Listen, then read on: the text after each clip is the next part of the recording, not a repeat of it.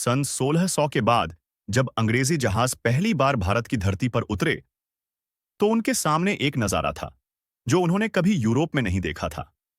बंदरगाहों पर मसालों की खुशबू हवा में घुली हुई थी, रेशमी कपड़ों की दुकानों में रंग बिखरे थे और सोने चांदी से बने बाजार ऐसे चमक रहे थे जैसे पूरा शहर किसी उत्सव में डूबा हो। अंग्रेजों ने देखा, यह धरती सिर्फ व्यापार का नहीं बल्कि संस्कृति और शक्ति का अद्भुत संगम है। हर ओर अलग अलग भाषाएं, अलग अलग राजकुमारों के झंडे और किलों की ऊंची दीवारें खड़ी थीं। लेकिन एक सच्चाई भी साफ थी, भारत उस वक्त एकजुट नहीं था। कहीं मुगलों की पकड़, कहीं मराठों का दबदबा, कहीं छोटे नवाब और राजकुमार अपनी अपनी ताकत दिखा रहे थे। यानी भारत एक महासागर था मगर बिखरी हुई लहरों में, और अंग्रेज इन्हीं बिखरी लहरों को अपने पक्ष में मोड़ने वाले थे। सन 1600 इंग्लैंड की रानी एलिजाबेथ ने एक फरमान जारी किया। ईस्ट इंडिया कंपनी का जन्म हुआ। कागज पर लिखा था कि यह सिर्फ एक व्यापारिक कंपनी है जिसका काम होगा मसालों, रेशमी कपड़ों और कीमती धातुओं का सौदा करना। लेकिन असलियत में यह कंपनी किसी साधारण व्यापारी की तरह नहीं आई थी। इसके पास था अपना झंडा, अपनी मुहर और सबसे खतरनाक, अपने सैनिक। सोचो जरा, एक कंपनी जिसके पास सेना हो, जहाज हो और राजा जैसी ताकत हो।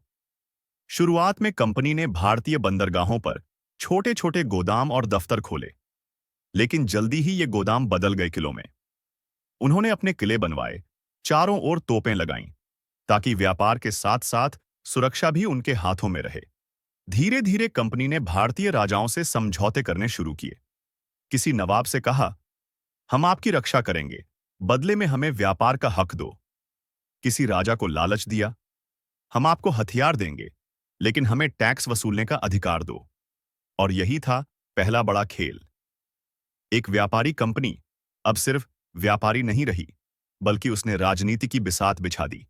और यह सिर्फ शुरुआत थी, क्योंकि आगे ये कंपनी पूरे भारत की किस्मत तय करने वाली थी। ब्रिटिशों ने भारत में पहला कदम बहुत ही सजगता से रखा।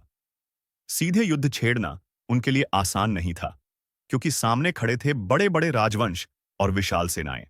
इसलिए उन्होंने तलवार नहीं बल्कि राजनीति और चालाकी को अपना पहला हथियार बनाया। भारतीय दरबारों में अंग्रेजी अफसर बार बार आने लगे, कभी कीमती तोहफे लेकर, कभी व्यापार के वादे लेकर। उन्होंने हर दरबार में धीरे धीरे दोस्ती का जाल फैलाना शुरू किया। किसी राजा से कहा, अगर आप हमारे साथ रहेंगे तो हम आपको तोप और बंदूक देंगे। दूसरे राजा को डराया, अगर आप साथ नहीं देंगे तो अगली लड़ाई में हम आपके दुश्मन के साथ खड़े होंगे। यानी कुछ राजाओं को उन्होंने मित्र बनाया और कुछ को प्रतिद्वंद्वी।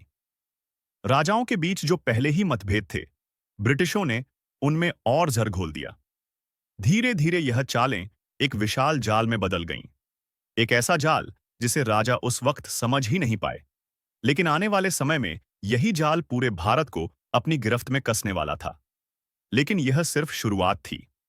अगले दिनों हम देखेंगे कि कैसे छोटे समझौते, धोखे और युद्धों ने भारत के भविष्य को बदलने की कहानी लिखी। अगर आप यह जानना चाहते हैं कि भारत पर ब्रिटिश कब्जा कैसे शुरू हुआ, तो कल की कहानी मिस मत करना। अगर इस कहानी ने आपके दिल में भी जोश भर दिया हो, तो वीडियो को अभी लाइक करिए, अपने दोस्तों तक पहुंचाइए और सब्सक्राइब कर लीजिए, क्योंकि आगे और भी रहस्यमयी और रोमांचक कहानियां आपका इंतजार कर रही हैं।